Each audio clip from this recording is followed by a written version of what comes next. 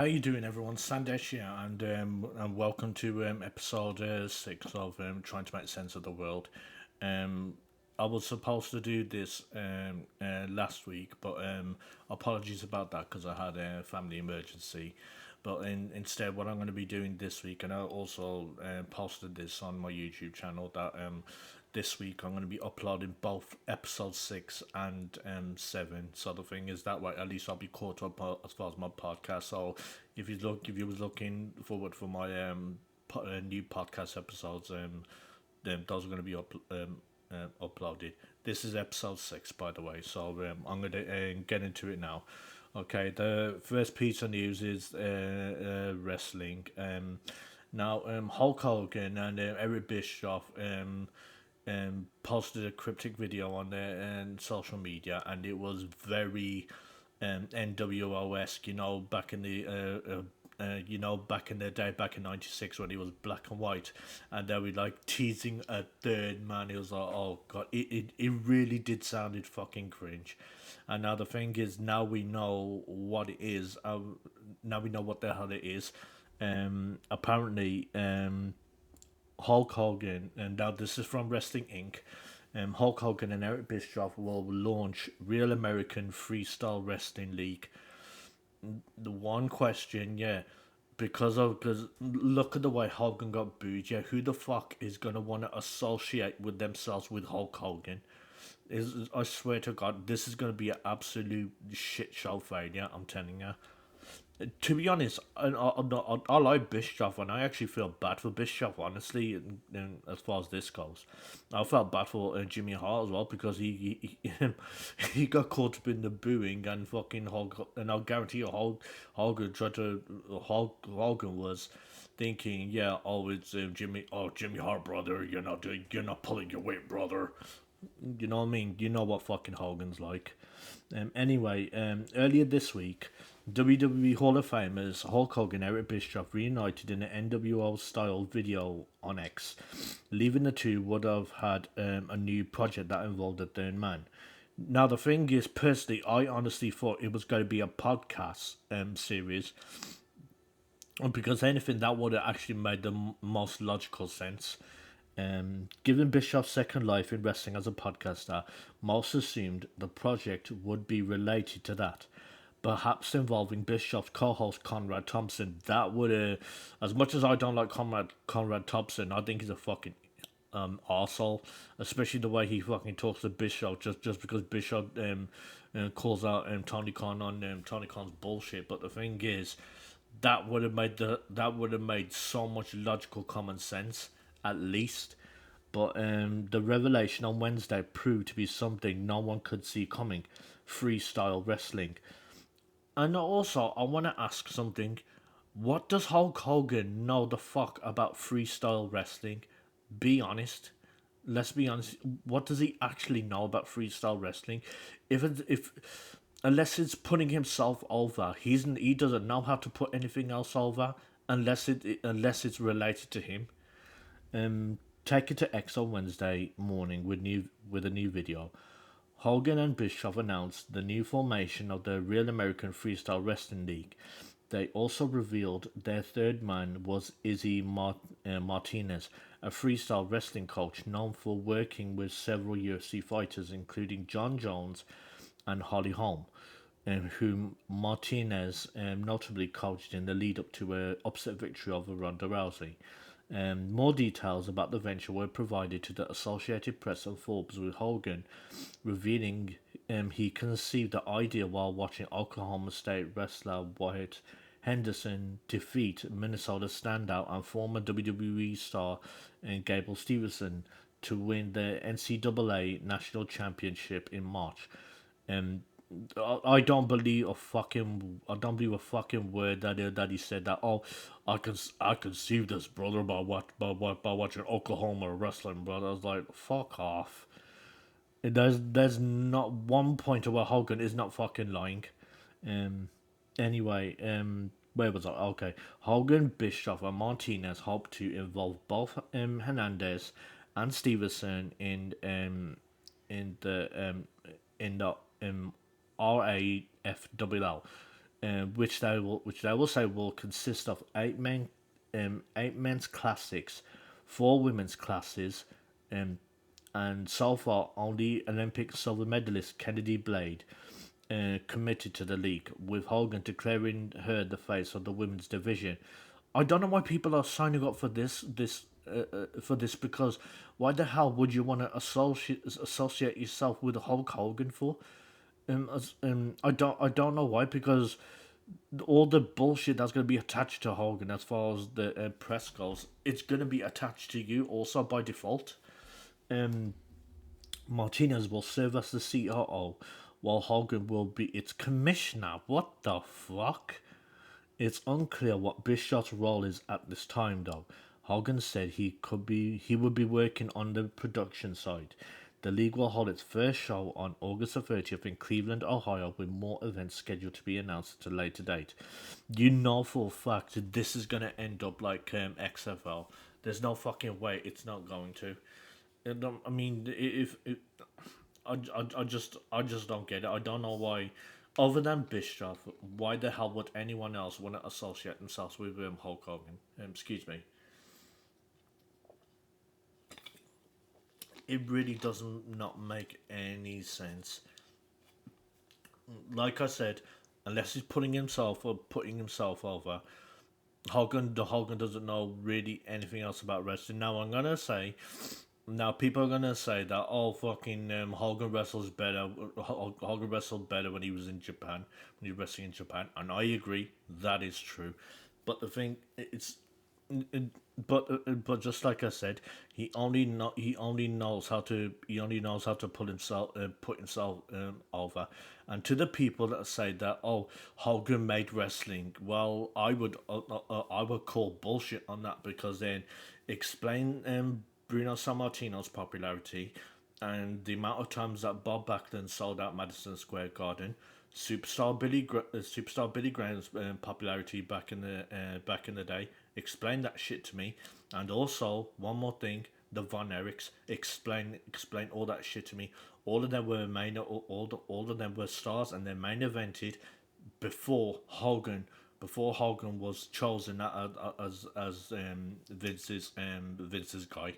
So I call absolute bullshit on that. And one more thing, Bruno Sammartino actually met the Pope. Hogan hasn't done that shit, so fuck you, Hogan. Anyway, I'm gonna get into the next piece of news. And the next piece is Bully Ray was talking about the FTR angle on AEW Dynamite this week. Now, obviously, I don't watch AEW, but I do know who FTR is.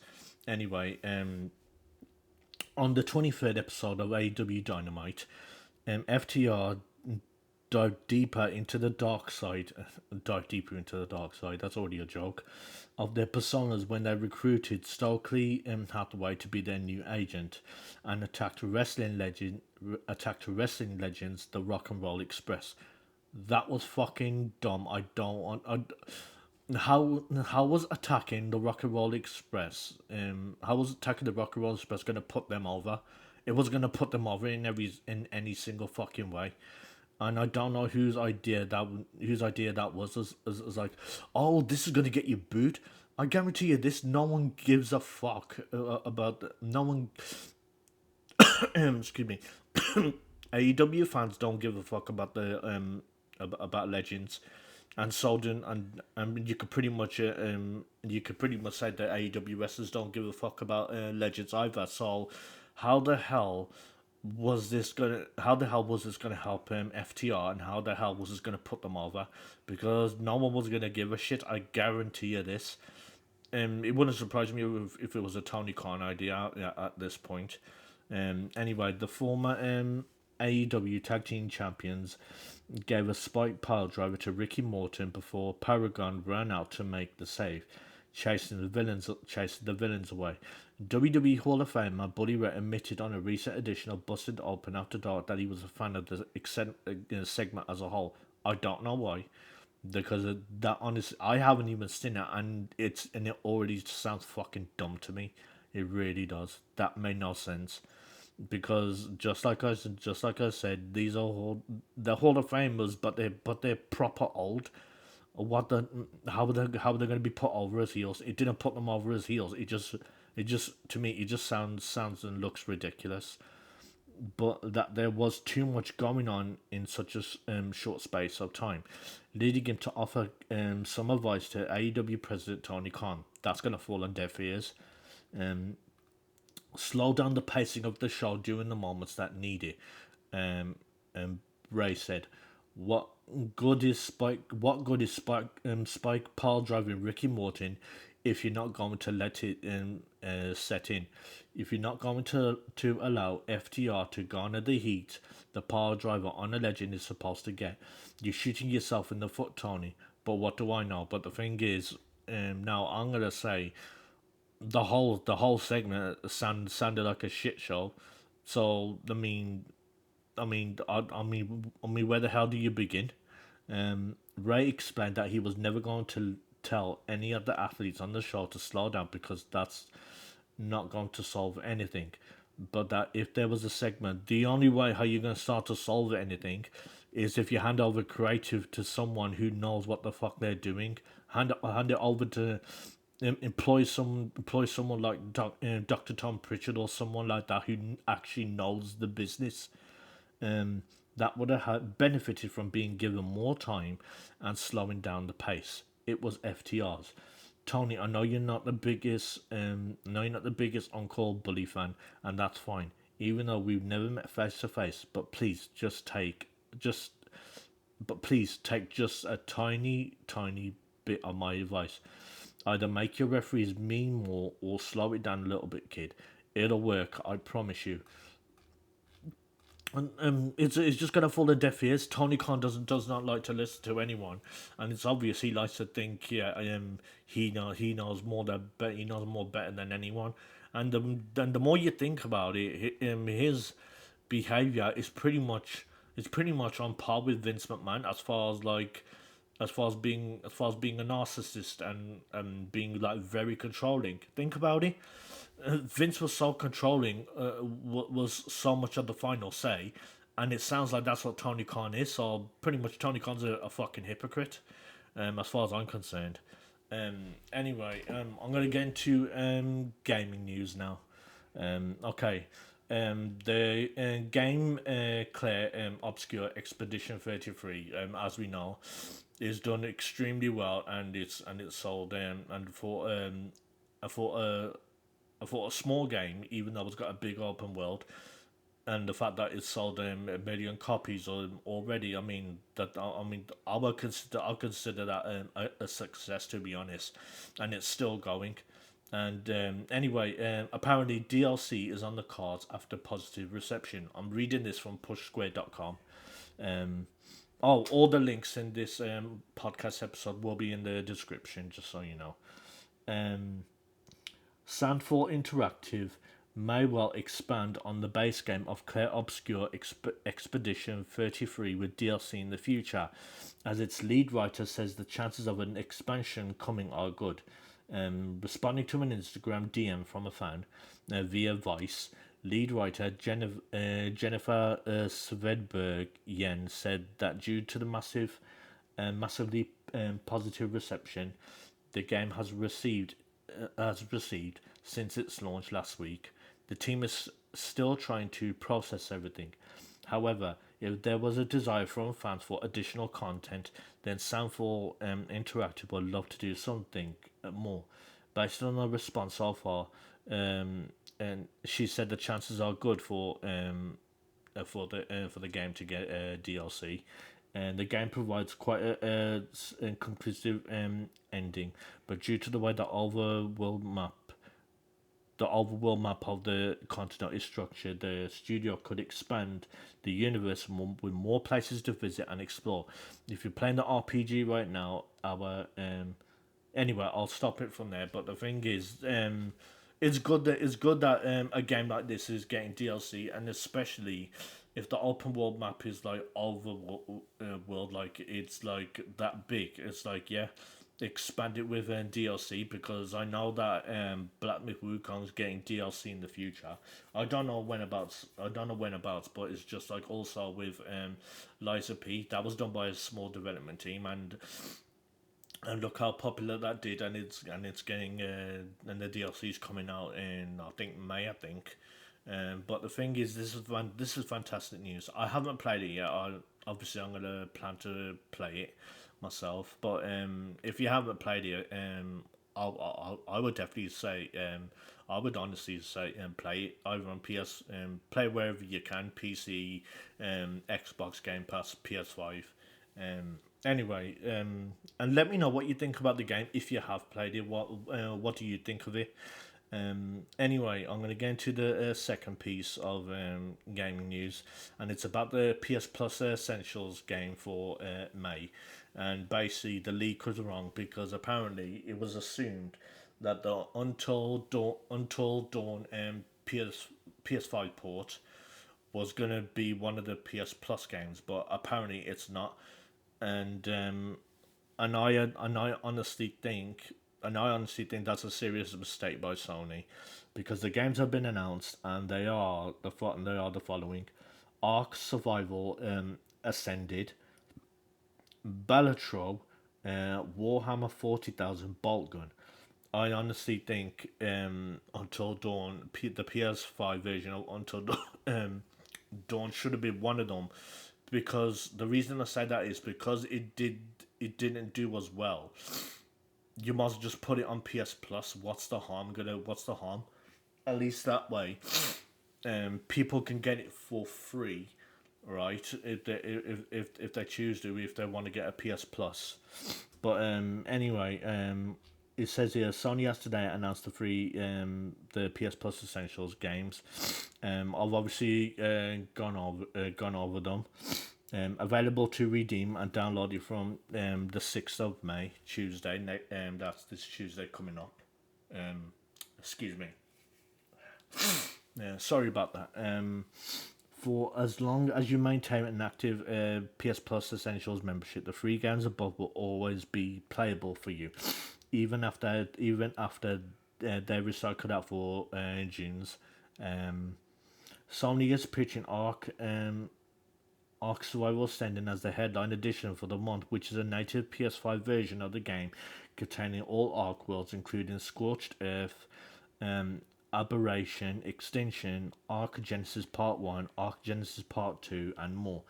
After its breakout success last year, you more than likely heard of May's 2025 second title for the service, Balatro. You might not have played it though, and PS Plus Essentials seeks to rectify that. We awarded the PlushSquare.com awarded the game 9 out of 10 and said, between the main game, seeded returns, and a challenge mode to really test your skills, there's endless fun to be drawn from Balatro, with so many variables to experiment with. Sleek presentation, hypnotelaki, addictive gameplay. I think that's how it says. Apologies if not. This is easily among the best deck builders, and possibly among the best roguelikes we've played yet. Bolt Gun, meanwhile, is an FPS in the style of classic Doom that got 6 out of 10 from us, with the conclusion: if you could look past the repetition and the roadblocks, Warhammer 40,000 Bolt Gun is a largely solid shooter. It nails the visuals, the guns generally feeling great, and the sound design is suitably punchy. Just don't expect it to push the foundations. But that's the thing. The majority of PS5 games, especially third party, don't have to push the boundaries. Now obviously that a good chunk of them should, but the problem with this generation, ever since the PS5 came out, we have not had that game or games that have hit the glass ceiling of this generation, or where you go, damn, now that's next generation. We have not even had that yet, and I guarantee you, even the most hardcore Sony fanboy would even admit that. and I put that on the fault of developers. That's developers' fault, honestly. Um, because the thing is, we had that with the PS3 with GTA 5. You don't have to like GTA 5, but let's be honest, that really did push the PS3. Um, and look how good Uncharted 4 was when it came out in 2016, and even that until um even that Until Dawn game that was a launch game for PS4, I think it was, and look how good those games were, and the problem is this generation we just not have had that at all, which is a shame, honestly. Um, I don't know what the hell's going on with developers. Honestly, it seems like the ones that are making the serious that want to be different, that one not only want to be different but also want to put in a lot more effort and make a statement. It seems to be Asian developers, honestly.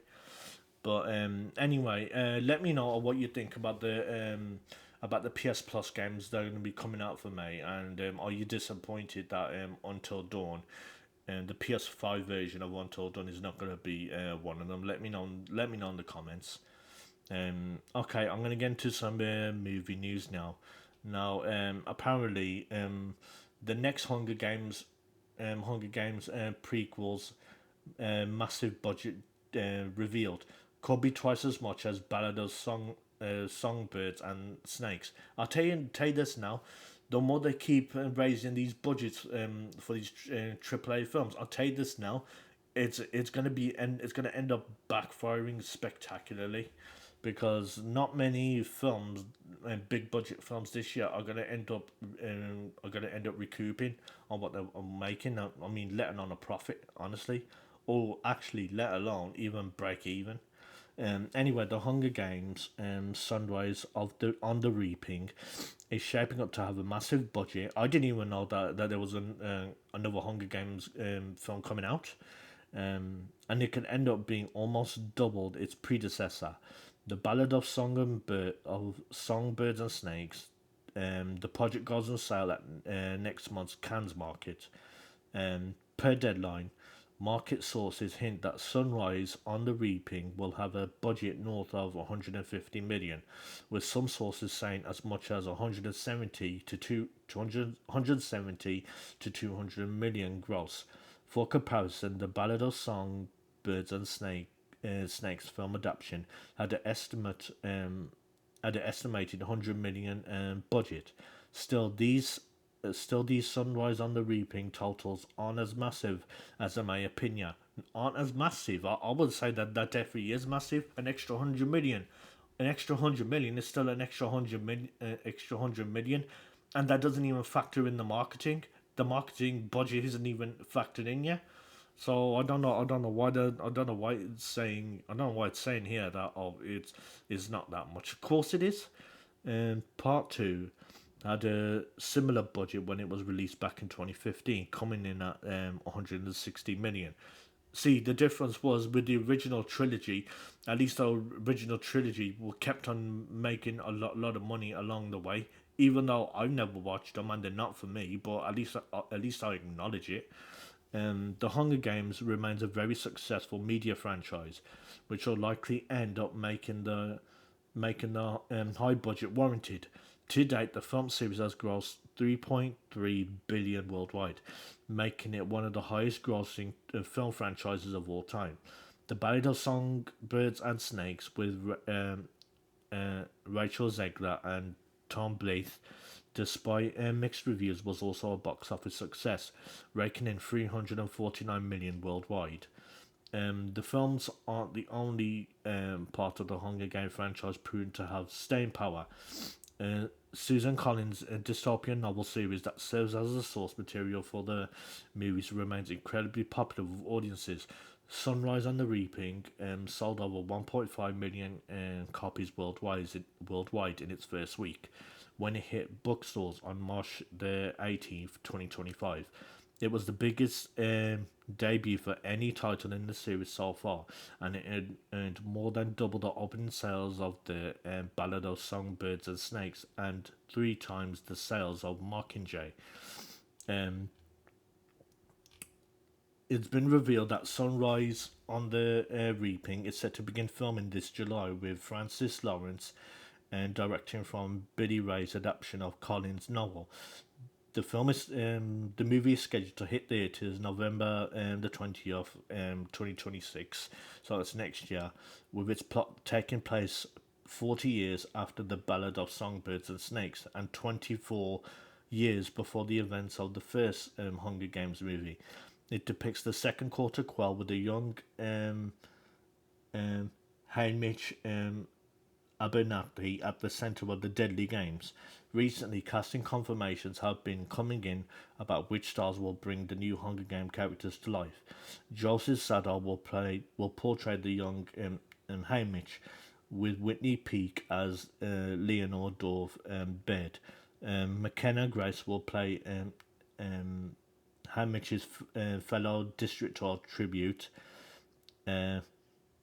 Maisley Donna and Jesse Plymouth will take on the role of the. Anyway, additional casting announcements are expected to follow.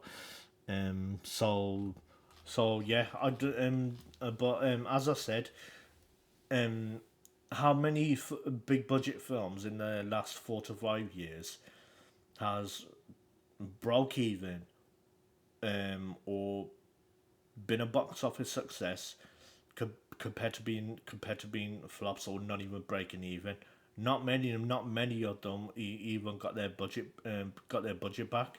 And the thing is, all you need to do is just look at the superhero movies, and I mean, even Mission Impossible Dead Reckoning, was considered a box office flop, which I kind of don't understand why. But obviously, but which I kind of understand. I don't understand, because if anything, that film deserved to do a lot better, honestly. But not. But as I said, as these budgets keep going up and up and up, the bubble's gonna end up bursting at some point. Um, anyway, let me know if you're a Hunger Games fan and if you plan to watch this. Um, anyway, I'm gonna get to the next movie news. And Guy Ritchie reunites with Jake Gyllenhaal to direct the sequel to last year's reboot of 36-year-old classic, and I think you know it's about RoadHouse. But man, I'll tell you something now. The reboot of RoadHouse, I'll tell you something now. That was absolute horseshit. I don't I don't know whose idea it was to do it in that way. Because if anything, Conor McGregor did not come off looking like a badass villain, which is what he's supposed to come off looking like. So anyway, Roadhouse was a massive success on Prime Video when it was released in 2024. After breaking several records on the platform, Amazon MGM Studios officially granted a sequel after several disagreements between director Doug Liman and Amazon MGM Studios over the film's release. The sequel will change directors. Jake Gyllenhaal is officially set to return as ex-UFC fighter Elwood and Dalton in the sequel, and he will reunite with the former director Guy Ritchie. After several rumours, Variety officially confirmed Guy Ritchie will direct the sequel to 2024's Roadhouse. Roadhouse is a remake of the 1989 classic. By the way, watch the original. Just watch the original. To be honest, that's all you need.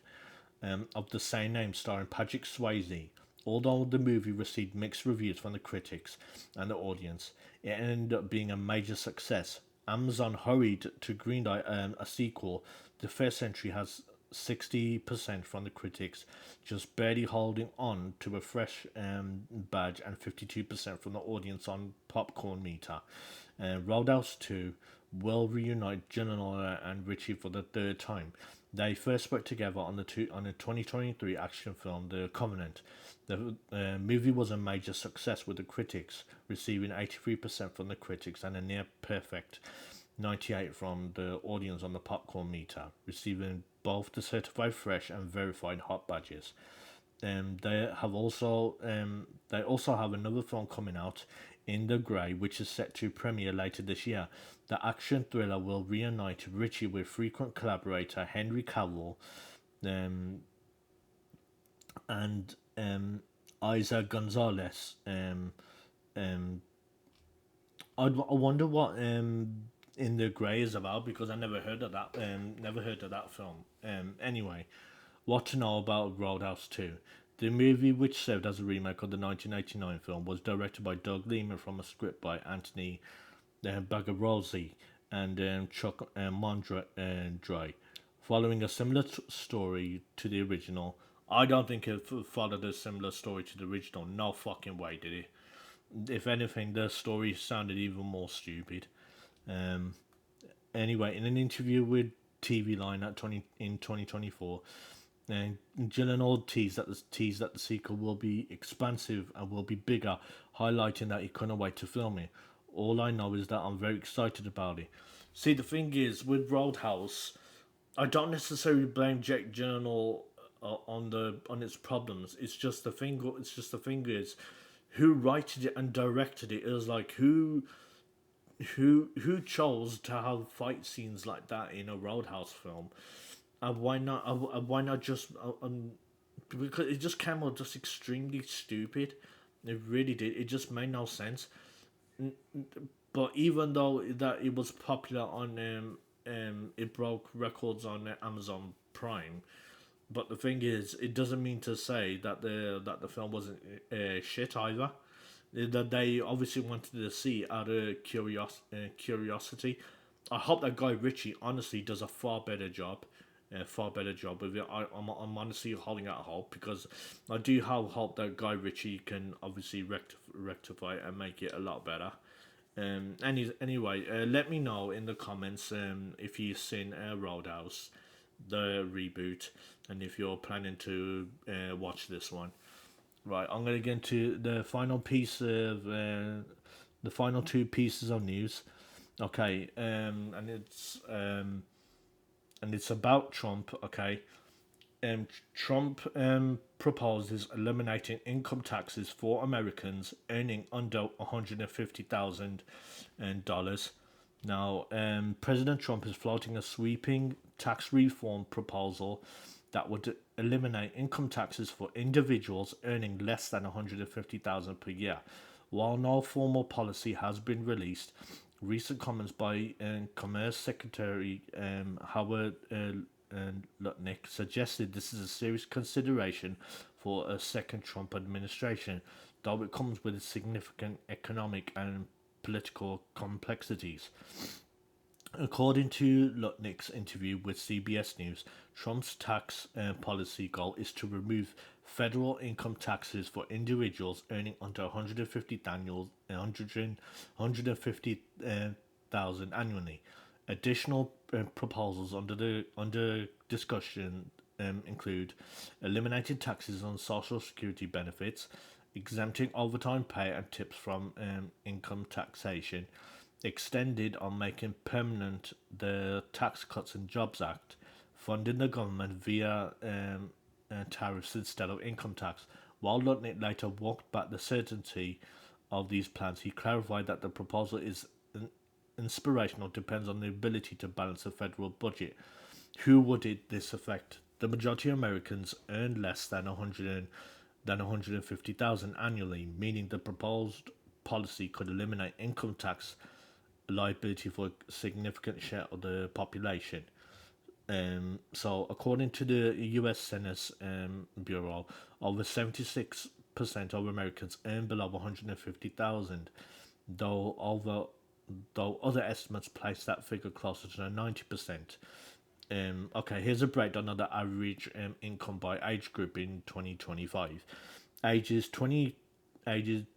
between 25 to 34, $85,780.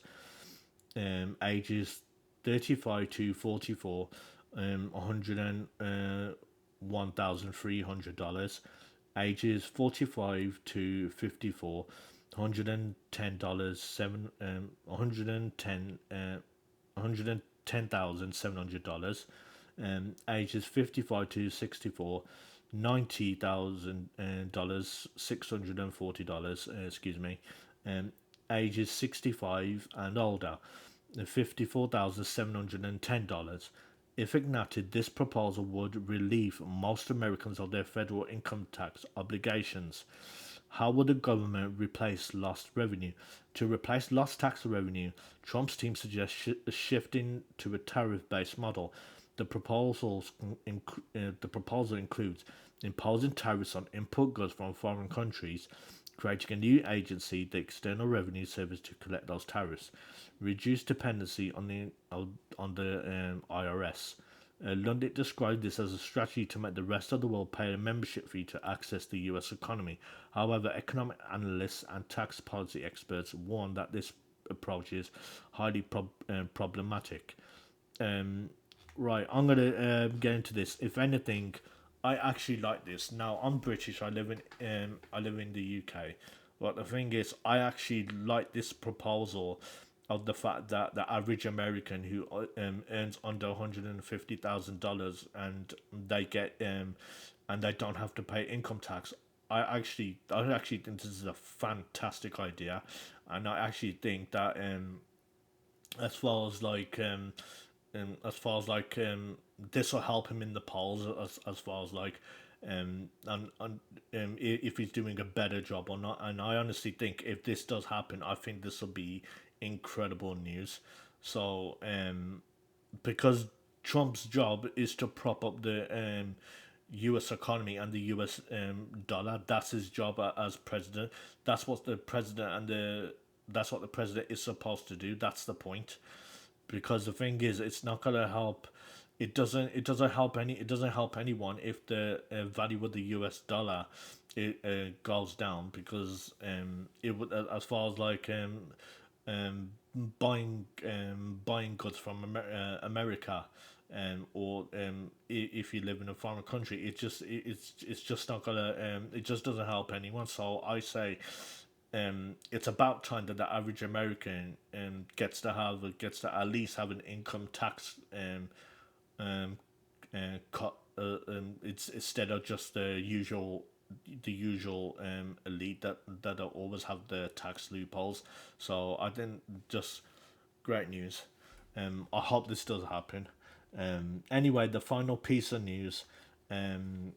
U.S. judge limits Trump's push to rapidly deport migrants in Guantanamo Bay.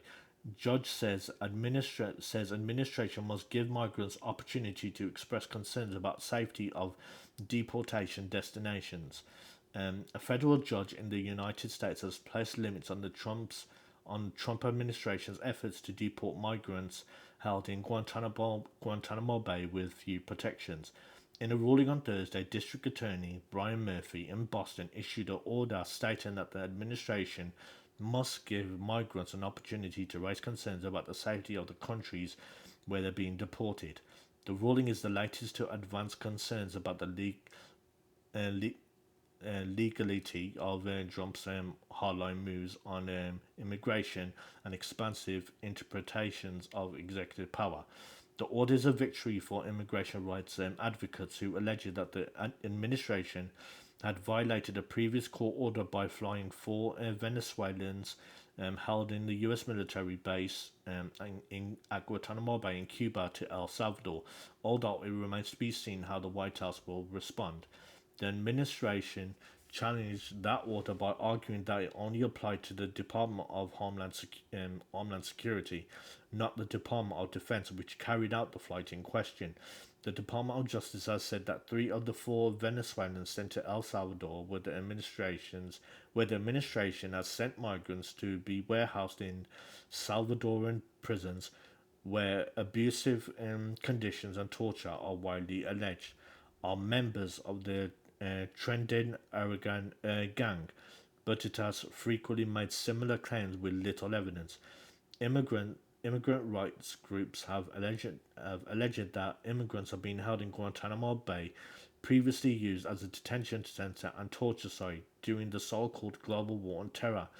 in conditions of extreme isolation and without legal counsel. Officers at Guantanamo have created a climate of extreme fear and intimidation where immigrant detainees are afraid to communicate freely with their counsel. A lawsuit brought in on behalf of two um, Nicaraguan, I think, being held at Guantanamo states. The complaint states that some detainees were interrogated about alleged gang affiliations while surrounded by military officers. Well, correct me if I'm wrong. Those in Guantanamo Bay, don't they get like free healthcare and that? Because if they do, I'll tell you this now. It sounds that at least they get like at least they get free healthcare there. So, and also one more thing, I don't think a U.S. judge should have the power to stop Trump from deporting criminals to sending criminals to Guantanamo Bay. I don't think a judge should ever have that power or that right to do that. I mean, he's the president for fuck's sake. So it's just a case of the fact that doesn't matter how popular Trump is, they're just going to do everything they can to try and stop him. And I don't think they're going to be able to stop him personally. And also, with the amount of immigrants that are in America, you blame that on the elites and you blame that on the Democrats because they were they were championing all this bullshit. And the thing is, yeah, look what America turned into. So you blame that on them, and now they wanna have a tissy fit just because Trump is like, no, we need to get rid of these people. At least Trump is running on one of the promises that he said he was going to do, and that was deporting immigrants, and especially immigrants that have criminal records. So it's just like I mean, it makes you wish that there was more politicians like Trump, and I think they hate the fact that Trump does not act like the status quo sort of politician that says a lot but won't do jack shit. And then you can obviously tell that they hate that. Anyway, that's it for episode 6 of Trying to Make Sense of the World. Thank you very much for watching. Please like, comment, and subscribe on this video. And I'm on X. Obviously, I'm on YouTube. I'm on Rumble. I'm on and I'm also on Patreon, and I'm on Coffees. So if you can donate to me, please, I'll be very appreciative of that. The links will be in my YouTube bio, and as I said, I'm on Rumble too, as well. Anyway, let me know in the comments of what you thought about this episode and about the topics I talked about. And thanks for watching, and I'll see you soon.